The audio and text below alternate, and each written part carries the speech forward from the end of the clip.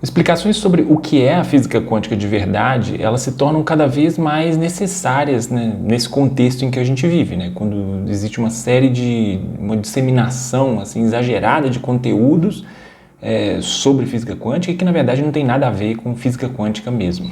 A física quântica de verdade mesmo, né, é uma teoria da física, né, assim como o próprio nome indica, né? Então a gente tem teorias como mecânica clássica, mecânica newtoniana, eletromagnetismo, coisas que a gente estuda lá no ensino médio, né?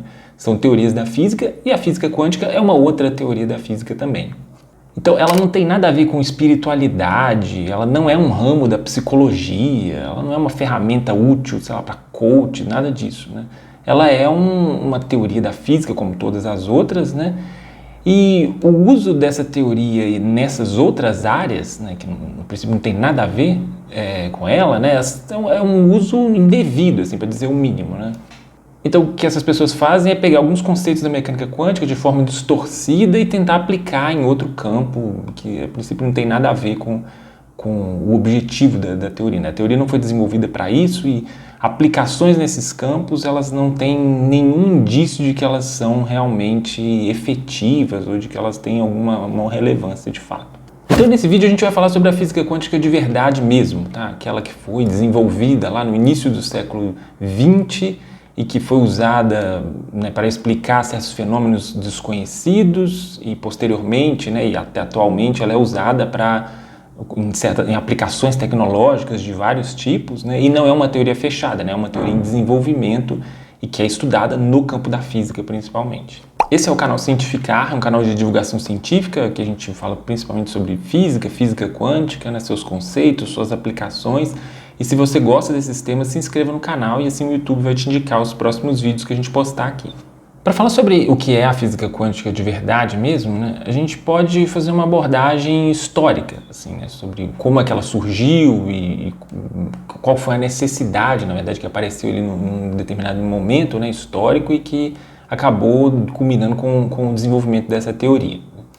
A física ela é dividida em áreas, assim, né, você tem desenvolvimentos de teorias ao longo do tempo, né? E essas teorias elas explicam certos fenômenos, né? Então vamos pensar assim, a gente pode dizer que a física, como a gente conhece hoje, né? Como ela é estudada, sei lá, quando a gente começa a estudar no ensino médio, aquela física que a gente estuda, que já é associada a conceitos matemáticos, ela começa após um período que é chamado de revolução científica, né? Então esse período ali se desenvolve ali do século XVI, XVII, XVIII, né?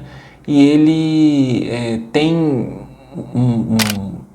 fundamentalmente, basicamente, né, o que acontece durante esse período da Revolução Científica é a substituição da teoria aristotélica, né, da visão de mundo aristotélica, para uma visão de mundo que a gente conhece como ciência moderna, né, da ciência moderna.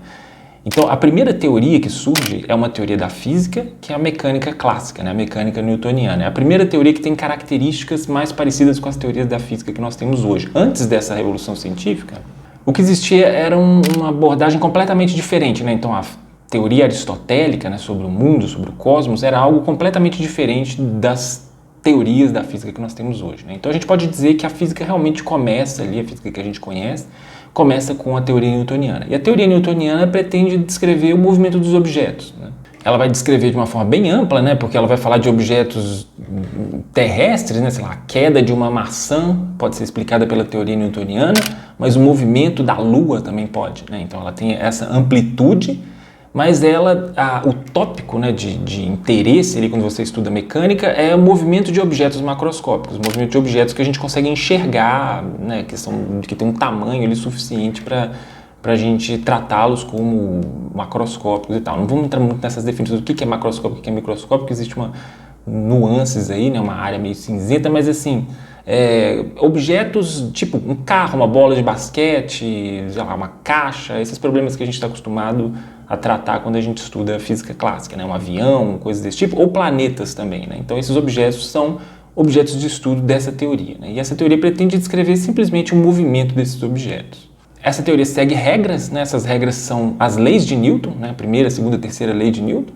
Então, e a coisa funciona assim, Newton estabelece as leis, a gente dessas leis deriva como é que vai ser o movimento desses objetos, e isso é uma teoria, essa é a primeira teoria da física, né? Ela tem um enorme sucesso, ela é muito bem sucedida, Só que ao longo dos anos, né, alguns anos depois, as pessoas começam a perceber que certos fenômenos não poderiam ser descritos por essa teoria, né? Por exemplo, fenômenos do tipo troca de calor, né? Então você coloca dois objetos em contato, um com temperatura diferente, né? Aí você vai ver que aquele que está com a temperatura menor em contato com um objeto com uma temperatura maior, o que vai acontecer é que eles tendem a atingir uma temperatura média entre eles, né? Então, esse processo não era explicado, não pode ser explicado pela teoria newtoniana, e aí surge a necessidade de desenvolvimento de uma nova teoria. Essa nova teoria é a termodinâmica, né? E aí a termodinâmica é desenvolvida, aí você tem lá conceitos de calor, de energia, de troca de calor e tal, tem as leis da termodinâmica, você estabelece um outro ramo da física. Então, ele tem suas leis próprias, né, que são independentes das leis de Newton, por exemplo, né? São novas leis, outra abordagem para o sistema. A mesma coisa vai acontecer com sistemas elétricos e magnéticos, né? Então vai ter o desenvolvimento de uma outra teoria, que é a teoria eletromagnética. É curioso que o eletromagnetismo, né, ele começa com abordagens independentes, né? Então você tem fenômenos elétricos mesmo, né, que envolvem cargas elétricas e tal, e fenômenos magnéticos, tipo ímã e tal. E aí, em algum momento da história, as pessoas começam a perceber que esses fenômenos estão relacionados, né? E aí essas teorias são unificadas, né, em uma só, então não tem teoria elétrica e magnética, você tem o eletromagnetismo. E aí tem um outro passo muito surpreendente que é, dessa teoria eletromagnética vem a explicação para fenômenos da ótica, né? Então a ótica é colocada nesse bolo aí também dessa teoria eletromagnética, né? Então, a princípio, coisas que não tinham nada a ver, né? Tipo carga elétrica, a princípio não tem nada a ver com luz, né? Mas as pessoas acabam percebendo que sim, que tem a ver sim, né? Então existe essa relação e isso tudo é tratado na teoria eletromagnética. Então ali no final do século XIX, né?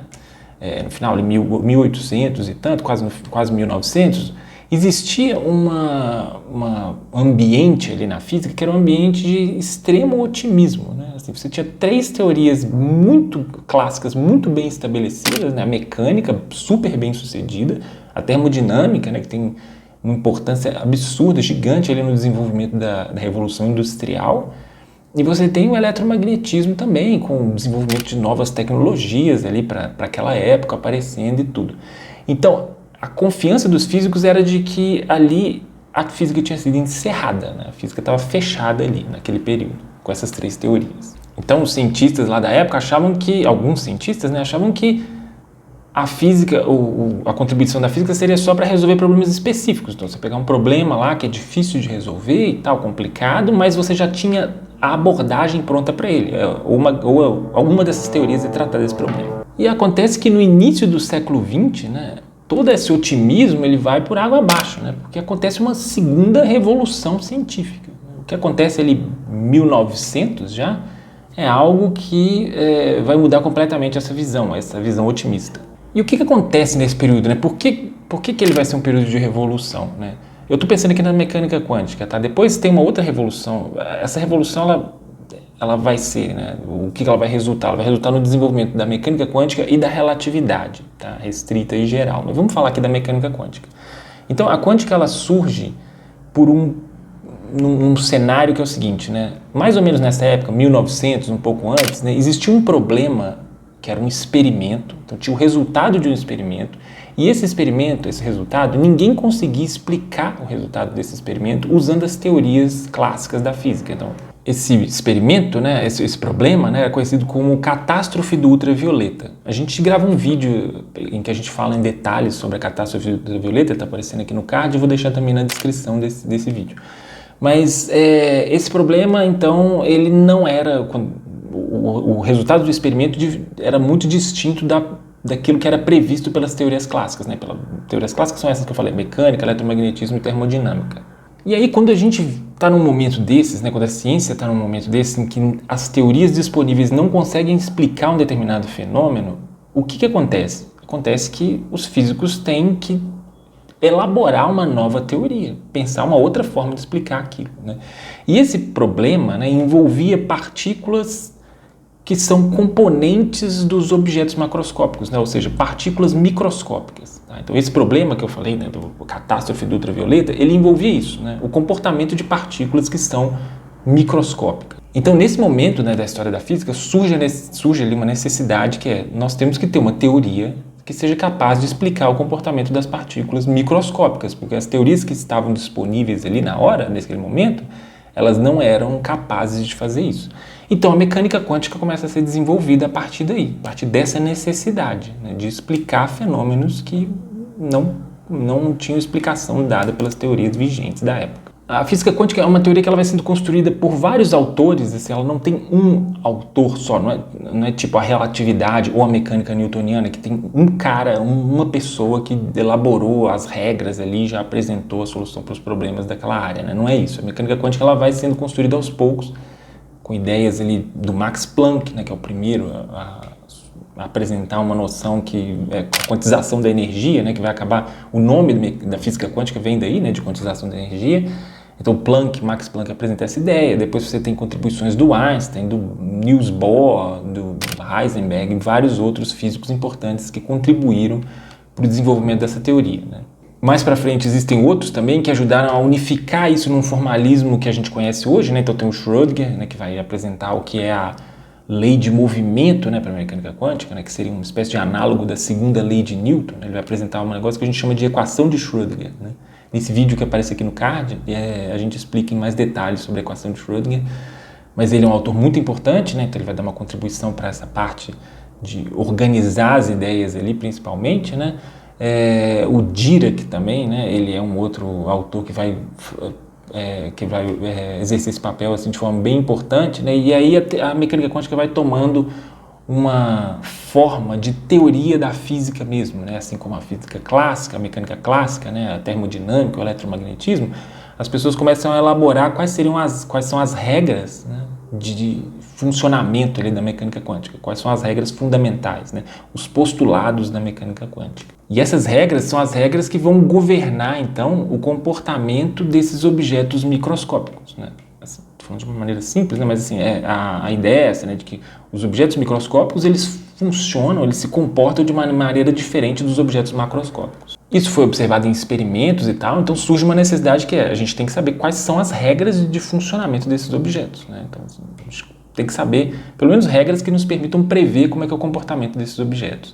E aí é isso que a mecânica quântica oferece, tá? Então, essas regras, e aí você tem a constituição de uma nova teoria da física, que é a física quântica, que é uma teoria que vai tratar de objetos que são microscópicos, tá? Então o objetivo da mecânica quântica é isso, falar como é que um elétron se comporta, como é que um átomo se comporta, né? Como é que esses objetos que são invisíveis a olho nu, né, que são microscópicos, se comportam. E eles se comportam de forma diferente de uma pedra, sei lá, ou de uma bola de futebol, ou de um carro, né? Se eles se comportassem da mesma forma, né, que os objetos macroscópicos, a gente não precisava ter uma teoria dessas, né? Então ela surge justamente pela necessidade de explicar essa escala, né, esse comportamento desses objetos de comprimento microscópico, né?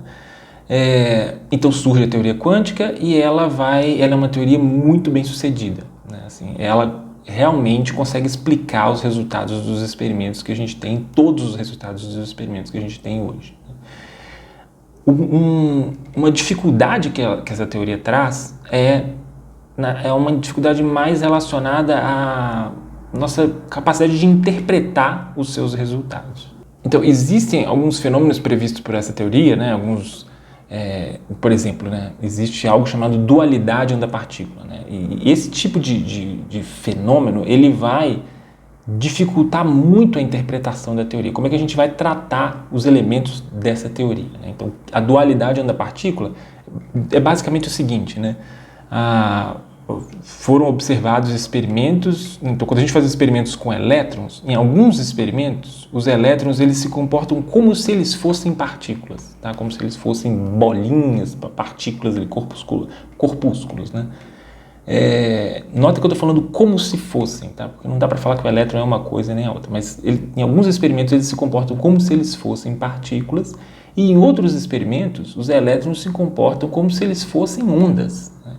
E aí você já vê que existe uma dificuldade óbvia aqui, que é o seguinte: o mesmo objeto ele não pode ser onda e partícula ao mesmo tempo, né? Então, como que a gente vai entender essa previsão da teoria quântica, né? Que acaba se concretizando nos experimentos mesmo, né? Então, não é algo delírio da teoria, não. Ela realmente descreve o que está acontecendo nos experimentos. Então, os experimentos são estranhos, aí existe uma abordagem para isso, né? E essa abordagem tem que ser interpretada de alguma forma, né? Então, surge um campo da mecânica quântica que é o campo das interpretações da mecânica quântica. Então, alguns físicos vão se concentrar nessa tarefa de elaborar formas de interpretar essa teoria, né? Então, esse fenômeno da dualidade onda-partícula é um fenômeno estranho, né? Existem outros. Por exemplo, existe um fenômeno chamado emaranhamento quântico, né? Ou entrelaçamento quântico, que basicamente, né, nesse vídeo que aparece aqui no card, a gente fala em mais detalhes sobre isso. É um problema, é um fenômeno complexo, assim, é complicado, não dá para explicar ele rapidinho assim, mas basicamente uma das coisas que o emaranhamento quântico tem como consequência é desafiar a nossa noção de causa e efeito, né? Então, a noção de causa e efeito que nós temos, que é muito cara para nossa vida do cotidiano e tal, a noção de que todo evento tem uma causa e tal, né, que a gente consegue identificar as causas das coisas, ela é desafiada por esse fenômeno, né? Esse vídeo que aparece aqui no card a gente fala em mais detalhes sobre isso. Um outro característica estranha da mecânica quântica é o princípio da incerteza de Heisenberg, por exemplo, né? Então, ali você vai ter algo que na física não é muito agradável para os físicos, né? Porque o princípio da incerteza ele vai dizer o seguinte, que não é possível conhecer de forma precisa a posição e, vamos falar, a velocidade dos objetos, tá? Isso é uma apresentação meio aproximada assim, do que é o princípio da incerteza, né? Mas a ideia é que a gente não consegue conhecer essas duas grandezas com precisão. E falar para a física que não é possível conhecer grandezas com precisão é algo que os físicos não estão acostumados a ouvir, porque a gente está acostumado com o modelo de teoria da física, que é a física clássica, né? Então, a física do Newton, em que você consegue, se você tiver informações o suficiente, você consegue prever tudo o que vai acontecer com todos os objetos do universo, né? Teoricamente, seria possível fazer isso com a mecânica clássica, né? Com a mecânica newtoniana. E a mecânica quântica já chega colocando um empecilho, uma trava nisso, né? Falando, olha, não é possível conhecer todas as grandezas simultaneamente, né? Existe uma restrição. E aqui não é uma restrição técnica, não é que é um problema, a gente não tem um aparato que é bom o suficiente para isso. Não, é uma restrição teórica, tá? É como se a natureza, a gente pode pensar assim, se a natureza funciona mesmo de acordo com a mecânica quântica, então esse estado, essa situação, né, do objeto com posição e velocidade bem definidas, essa situação não existe, tá? Não é possível, de fato, essas grandezas não são definidas. Então, essa restrição que é gerada pela teoria, né, que é imposta pela teoria, ela vai acabar criando uma noção de que a gente não pode conhecer todas as coisas, de que o mundo, sei lá, é aleatório, ou que a nossa forma de conhecer o mundo é aleatória e tal. Isso vai gerar um grande incômodo, né, em vários físicos, principalmente, por exemplo, o Einstein é um grande exemplo. E aí a gente precisa, de novo, né, de interpretar, de maneiras de interpretar esses resultados. Então, nota que existe um componente contraintuitivo, né? A mecânica quântica ela não se adequa bem, né? Ela não se adapta bem à nossa intuição. Muito porque, isso é mais ou menos natural a gente imaginar, né? Porque nós não temos contato com esses objetos microscópicos, né? E a nossa intuição ela é construída a partir da experiência, né? Então, nós temos experiência, né? Nós convivemos com objetos que são macroscópicos, né? Então, eu sei, dependendo da força que alguém chutar uma bola, eu sei mais ou menos onde é que essa bola vai chegar, né? Dependendo, você consegue atravessar a rua, você olha para o carro, sabe mais ou menos a velocidade que ele está vindo, você acha que vai dar tempo de atravessar, você consegue atravessar uma rua, né? Então, isso são usos da intuição, né, em que essa intuição ela é construída a partir de eventos passados, experiências que a gente teve, né, que a gente aprendeu com experiências passadas. Eu já vi alguém chutando bola várias vezes, então se alguém chutar uma bola, dependendo, eu vou mais ou menos imaginar até onde que ela vai. Então o uso da intuição na mecânica quântica não funciona, porque isso é meio natural, porque a gente não tem contato com esses objetos microscópicos, né? Então, assim, não tem contato com elétrons diretamente, assim, de forma individual. Claro, você vai falar, os objetos são compostos por átomos e tal, beleza, mas a composição deles é uma coisa. Agora, se eu pegar eles isoladamente, a gente não tem contato com esses objetos de forma isolada, né?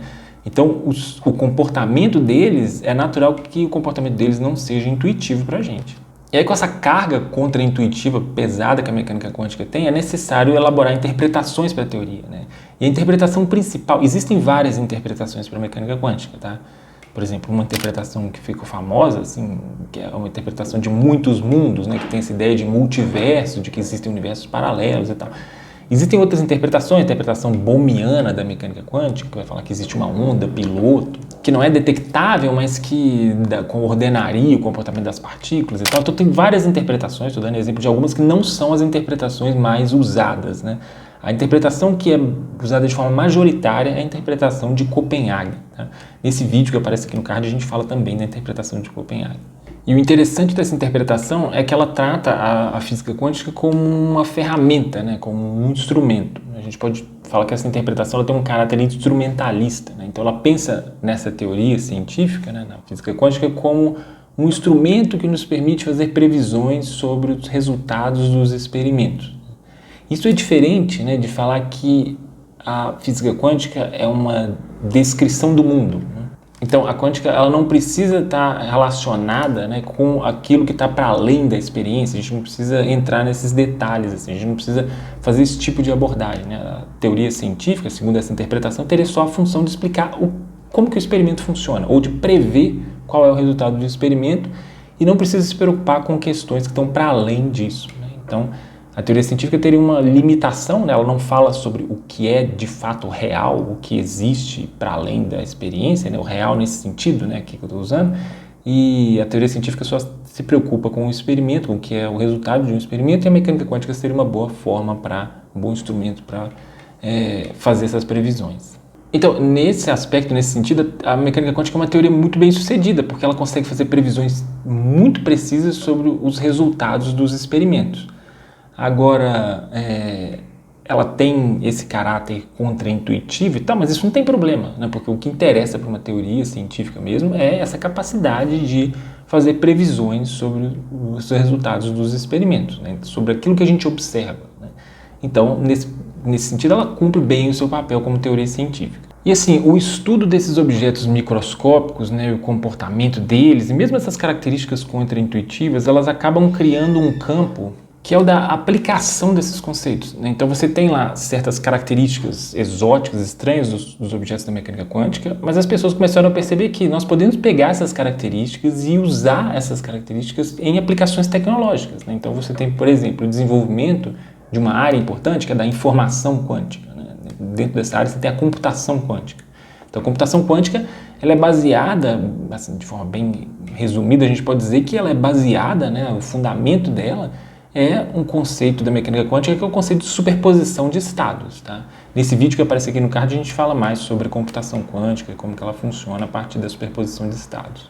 Mas essa é uma tecnologia que promete ser revolucionária, né? Que atualmente ela já tem ali algumas aplicações, mas que no futuro próximo ela deve ter muitas outras aplicações e ela pode realmente mudar bastante o jogo no campo da computação. Né? Então essa é uma das aplicações da mecânica quântica. Às vezes tem outras muito mais estabelecidas, bem estabelecidas, como o uso, por exemplo, de semicondutores, né, que são explicados pela teoria quântica e que são usados de forma largamente em várias áreas de aplicações tecnológicas. Né? Então essa teoria ela funciona muito bem como teoria científica, apesar de deixar essas lacunas com relação à questão da interpretação que nós vamos dar para ela. Né? Então, assim, hoje existe um consenso de que a interpretação de Copenhague é a mais adequada porque ela gera menos problemas, né? Mas mesmo assim ela vem com alguns aspectos que são incômodos, principalmente para os cientistas que querem recuperar aquele ideal clássico, né, da física newtoniana ou da física pré-século XX. Né? Então, a teoria ela acaba criando esse atrito, né? essa dificuldade de interpretação, mas na parte prática, a gente diria hoje que não existe nenhum problema que a mecânica quântica não consegue resolver. Né? Então, não existe nenhum experimento aberto que não tem explicação pela mecânica quântica. Né? Então, experimentos que envolvem objetos que são objetos de estudo da mecânica quântica, todos eles são explicados pela teoria.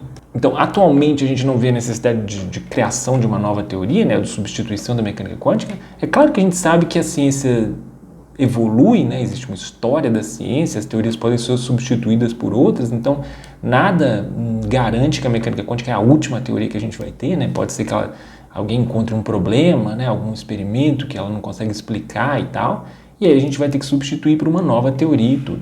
Mas no momento a mecânica quântica funciona muito bem nesse sentido. Então, respondendo à pergunta do início do vídeo, né, que eu respondi ao longo do vídeo todo, mas assim, o que é a mecânica quântica? Né? A mecânica quântica é uma teoria da física muito bem sucedida que explica principalmente o comportamento de objetos microscópicos.